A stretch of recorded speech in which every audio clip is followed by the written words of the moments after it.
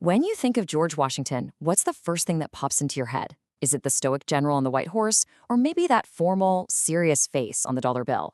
Well, today, we're going to wipe away all that marble dust and meet the real man, long before he ever became a monument.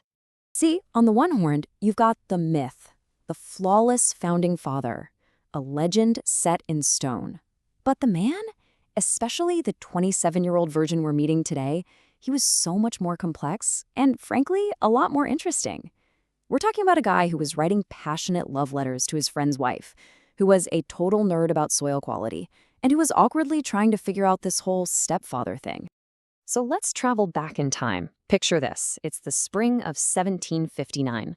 The French and Indian War is finally over, and a young Colonel Washington, freshly married, is back home ready to focus on his private life at his beloved estate, Mount Vernon. Now, here's what's so fascinating. At this point, Washington didn't really see himself as a great soldier or some future politician. No, his number one identity, his absolute passion, was being a farmer. But not just any farmer. He wanted to be a pioneer, an agricultural innovator. He basically treated Mount Vernon like a modern-day science lab, seriously. While a lot of his neighbors were just burning out their soil growing tobacco year after year, Washington was out there experimenting with crop rotation. He was growing things like clover to put nutrients back into the ground, and even cultivating hemp for practical stuff like rope and cloth. And here's the part that just screams Washington. He wrote everything down, meticulously recording the weather, the soil, the results of every single experiment in these detailed notebooks. And this quote really tells you everything. This wasn't just a hobby. He was reading the latest scientific papers coming out of Europe, and he was getting frustrated with what he called the short-sighted thinking of his peers. This drive, this need to innovate and improve, wasn't just for his farm. It was a core part of who he was. That same year, 1759, also kicks off one of the most famous partnerships in American history. But the beginning of George and Martha Washington's marriage, it was anything but a simple fairy tale. It was complicated, a little dramatic, and honestly, kind of messy. I mean, just look at this timeline. It's wild. In September of 1758, he's pouring his heart out in a letter to another woman, Sally Fairfax, who happens to be the wife of one of his closest friends. Then, just 4 months later, bam, he marries Martha Dandridge Custis, the single wealthiest widow in all of Virginia.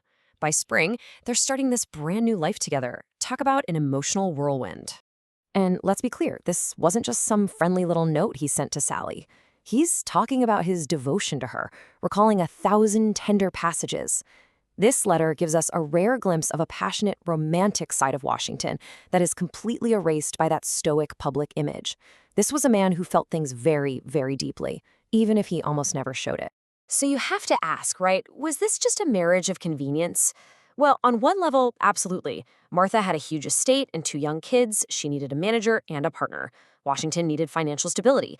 But what could have just been a practical arrangement actually grew into a very real, genuine partnership, one that was built on a ton of mutual respect and, over time, a deep and abiding affection.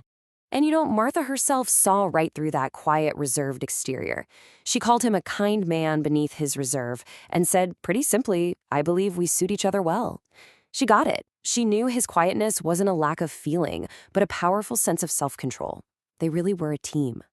But life at Mount Vernon wasn't just about groundbreaking farm techniques and a new marriage. It was built on a foundation of profound and, for us, deeply troubling contradictions. And this comes into sharp focus when you look at how Washington managed the people who lived there under his authority.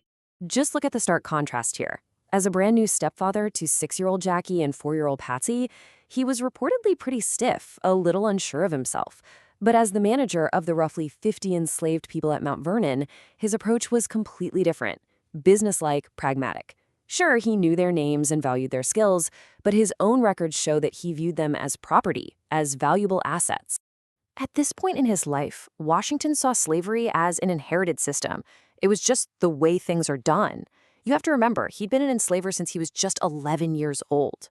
Now, that's absolutely not a moral excuse, but it's crucial for understanding his perspective at the time. A perspective that, and this is important, would evolve dramatically over the course of his life, leading to his decision to free his slaves in his will. So when we pull all of these different threads together, the innovator, the husband, the stepfather, the enslaver, what kind of portrait do we get? Who was the private George Washington in 1759? Well, we see a man of incredible contrasts. He was an enthusiastic dancer and loved to hunt foxes, but he was also meticulously organized. He was a lifelong learner who read constantly, and he had a famously powerful temper that he worked his entire life to keep under control. And through it all, two things were constant: his belief that public service was a duty you performed, not a way to get rich, and his absolute, undying love for his home, Mount Vernon. So you see, the man we've met today, passionate, ambitious, flawed, and deeply private, he's the raw material for the legend. And that leaves us with the biggest question of all. How does this man, this ambitious farmer, this awkward stepfather, this complicated person from 1759, transform into the monumental, world-changing leader we all remember?